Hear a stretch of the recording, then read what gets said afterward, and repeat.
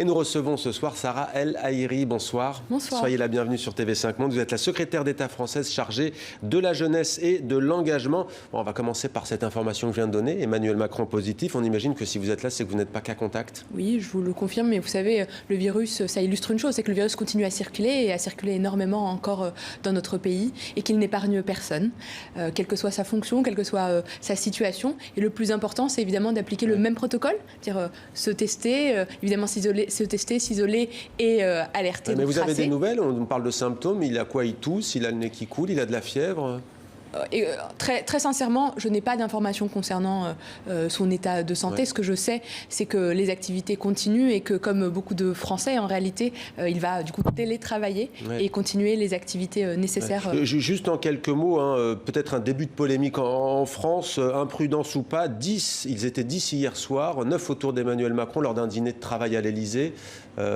Vous l'avez dit, c'était une réunion de travail avec évidemment des espaces de sécurité extrêmement respectés. C'est la salle des fêtes, c'est une salle qui fait 700 mètres carrés avec des distances extrêmement larges. Maintenant, j'ai envie de dire, c'est strictement fait pour évidemment protéger l'ensemble.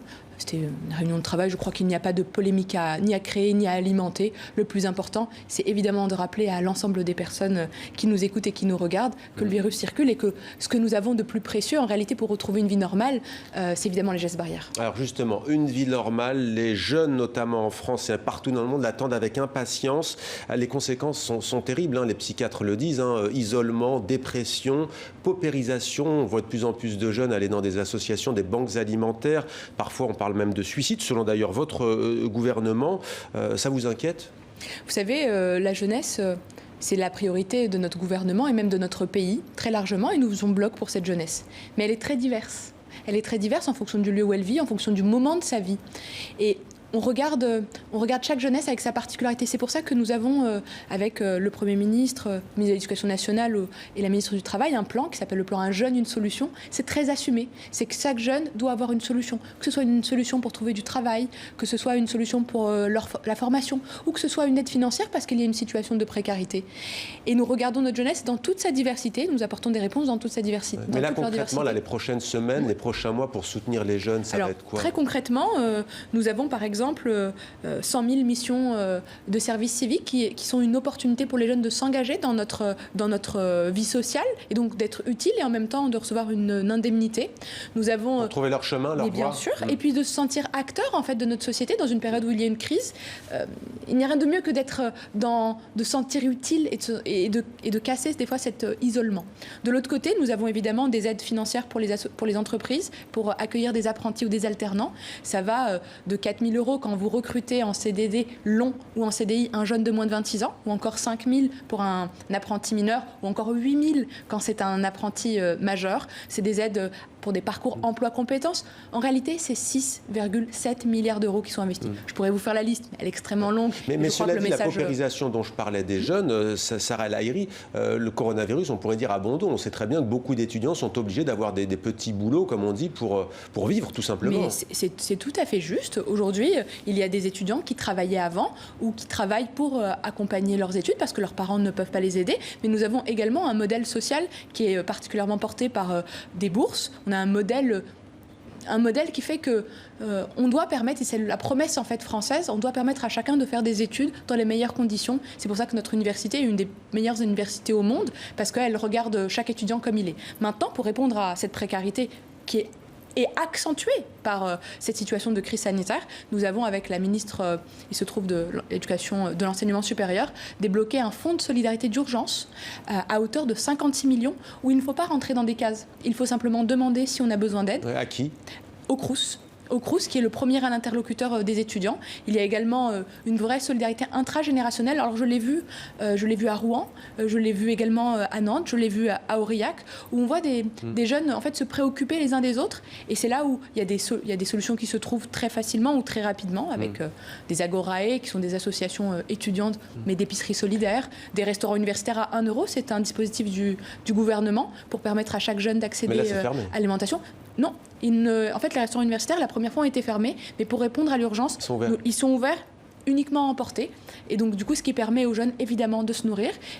Ils se sont adaptés. C'est ça qui est assez précieux dans notre pays. C'est que parce qu'il fallait répondre à cette jeunesse qui a besoin, évidemment, de manger, de se nourrir correctement, alors on s'est adapté. C'est des plats emportés ou c'est des repas pour toute la semaine qui sont mis à disposition. Un psychologue ou une psychologue pour 30 000 étudiants, étudiantes, ça paraît peu? Alors, ça paraît peu. J'ai évidemment lu le rapport de la commission d'enquête. J'ai été moi-même, alors vous savez, j'étais députée avant de rejoindre le gouvernement, mais j'ai été moi-même auditionnée en tant que membre du gouvernement par cette commission. La réponse est en réalité double. Il y a un numéro vert qui a été lancé par le ministre de la Santé, c'est le 0800 130 000. Et vraiment, je profite de ce moment pour dire que si on se sent seul, si on en a besoin, il ne faut pas hésiter à appeler.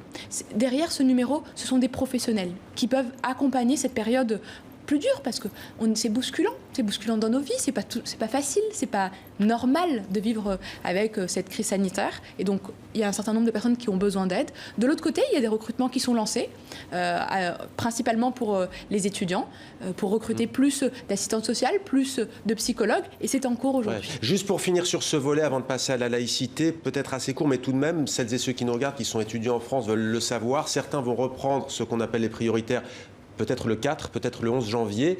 On parle parfois du mois de février pour certains. Ils ont été les premiers confinés, ils seront les derniers déconfinés. Pourquoi ? Moi, j'ai envie de leur dire, on est fiers d'eux.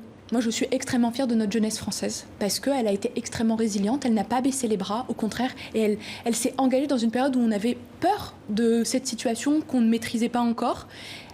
Aujourd'hui, on a besoin qu'ils tiennent bon. On a besoin parce qu'ils sont cette solution pour sortir de cette crise. Mais ils veulent retourner dans les amphithéâtres. Évidemment, ils veulent y retourner. Mais vous savez, quand on a 20 ans, c'est le moment où on a le plus de contacts. Et c'est pour ça que c'est plus dur pour eux à vivre. C'est le moment où on se fait des copains, c'est le moment où on a des tonus. Donc février, ça sera sûr. Il faut tenir bon. Et vraiment, ceux qui en ont le plus besoin, parce qu'on n'abandonne personne, ceux qui en ont le plus besoin pour en revenir dès début janvier dans les universités.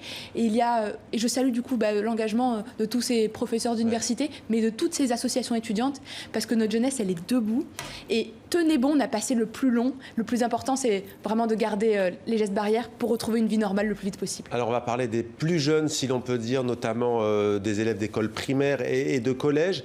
Quelques jours, on va parler de la laïcité, quelques jours après l'assassinat à Conflans-Sainte-Honorine du professeur d'histoire-géographie Samuel Paty, vous êtes rendu dans une autre ville française, il s'agit de Poitiers. Ça n'a pas été si évident pour vous en tant que ministre. On va écouter quelques jeunes s'exprimer et on vous écoute après. Totalement hypocrite de parler de laïcité alors qu'il y a plein de discriminations dans toutes les écoles, lycées, universités. Par exemple, les professeurs qui portent des croix, c'est visible et ça, on leur dit rien. Par contre, quand c'est quelqu'un qui porte un voile et tout, on l'interdit de le mettre. Je pense que la loi, elle a été faite il y a très longtemps et qu'en fait, on a évolué et que du coup, la loi, elle devrait évoluer. 1905, la loi sur la laïcité. Globalement, ce qui ressort, il y a des arguments de ces jeunes qu'il faut entendre, mais c'est surtout un sentiment qu'il y a un fossé, un décalage entre le discours public, le discours, la volonté du gouvernement et ce que disent ces enfants. Le plus important, c'est de rappeler qu'est-ce qui nous permet de vivre ensemble. C'est quoi la promesse française ? Ce vivre ensemble, il est fondé sur évidemment les principes de la République, la liberté, l'égalité et la fraternité. Ça, c'est ses valeurs et des principes fondamentaux. Et un des principes, c'est la laïcité. Ça veut dire quoi ? Et en réalité, c'est un sujet aujourd'hui parce que tout le monde n'arrive pas à définir c'est quoi la laïcité. La laïcité, c'est le fait de croire ou de ne pas croire, d'être protégé dans sa pratique religieuse ou encore dans l'absence de pratique religieuse. Mais cette laïcité, elle impose une neutralité dans certains lieux, de la part des enseignants, dans les sphères scolaires.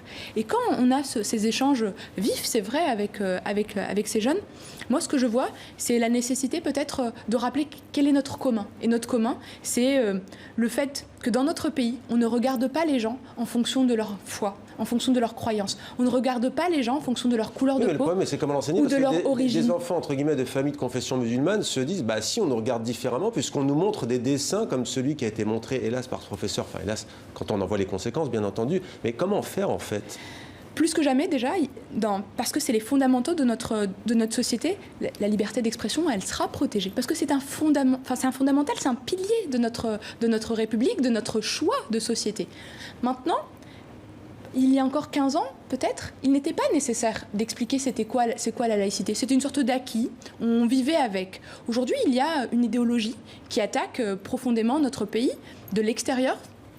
et de l'intérieur.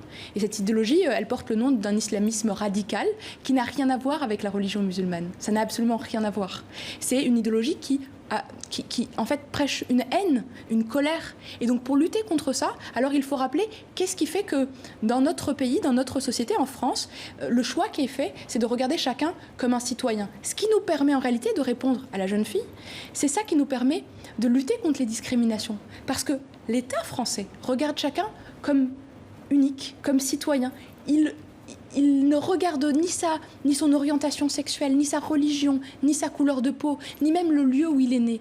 Et c'est ça la promesse. Et donc, ce que je dis, et ça a été un des sujets évidemment à Poitiers, et aujourd'hui nous faisons avec le ministre de l'Éducation nationale une sorte de chaîne pour protéger, pour accompagner nos enfants dans une période où il faut plus de clarté. On accompagne les enseignants avec le Conseil des sages de la laïcité, avec des référents qui viennent soutenir les enseignants. Mais aujourd'hui, c'est aussi des outils pour les associations qui accueillent les enfants en dehors des temps scolaires. Tout ça, c'est évidemment pour permettre la chose la plus précieuse, je pense qu'on est, c'est se vivre ensemble. Merci beaucoup Sarah El Haïry d'être venue sur notre plateau. Je rappelle que vous êtes la secrétaire d'État française en charge de la jeunesse et de l'engagement. Merci à vous.